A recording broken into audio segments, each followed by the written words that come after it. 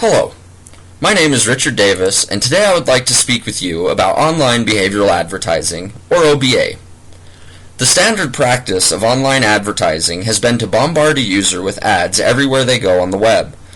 Marketers, being the intelligent creatures that they are, have realized this method is horribly ineffective and that most users completely ignore the product because of the harassment of advertisements.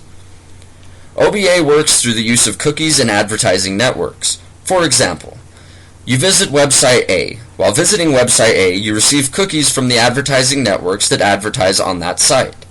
This will also happen when you visit websites 2, 3, and 4.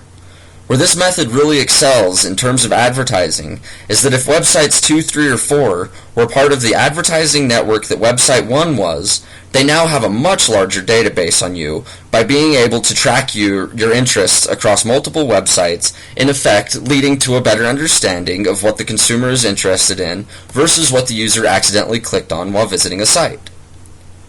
At face value, this is great for both the companies and the consumer. Companies are now getting their advertisements to people that will be more interested in purchasing the product due to the product being relevant to their interests and needs, and we as consumers are being provided a much more friendly and useful browsing experience by not being harassed by constant, meaningless advertisements and instead are shown useful ads. While these methods seem like they are great, there are definitely issues and concerns that need to be addressed, both by consumers and the companies that are trying to sell us their product. The Federal Trade Commission has set standards that a company must abide by in order to legally implement online behavioral advertising.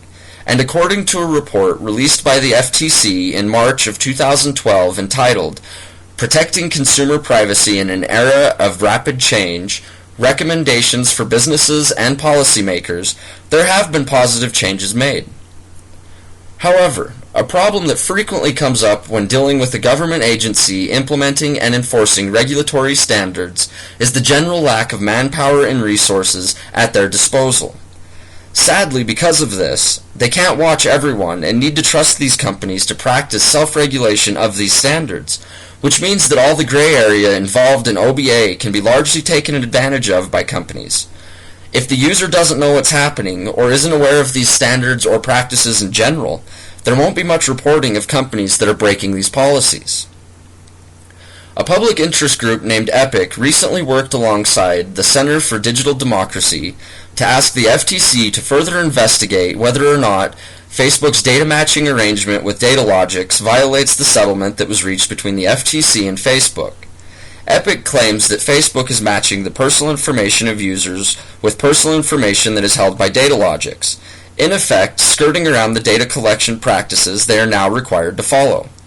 The settlement I'm referring to prohibits Facebook from changing privacy settings without the affirmative consent of users or misrepresenting the privacy or security of a user's personal information.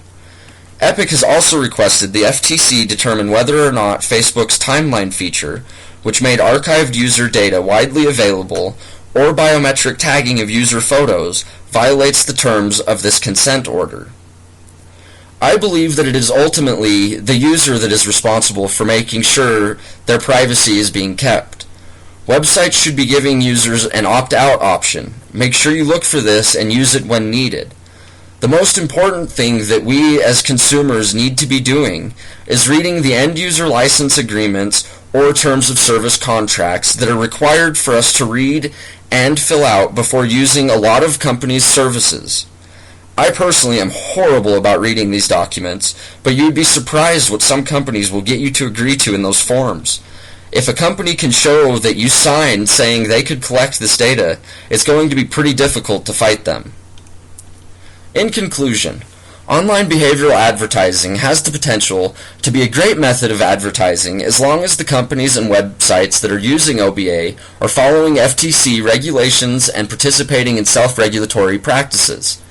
We, the consumer and internet user, must always remain vigilant and remember that these companies are ultimately there to make money, which isn't a bad thing. But sadly, there are plenty of businesses out there that would rather break the law and victimize their customers in order to get that quick buck. If companies practicing online behavioral advertising and the consumers that are visiting these websites continue to work in the area of these concerns, we could have a much more beneficial relationship between the consumer and the company. If you are interested in learning about OBA further, I have provided links to my sources below. Thank you for your time and allowing me this opportunity to present you with a brief glimpse into the world of online behavioral advertising. Have a nice day.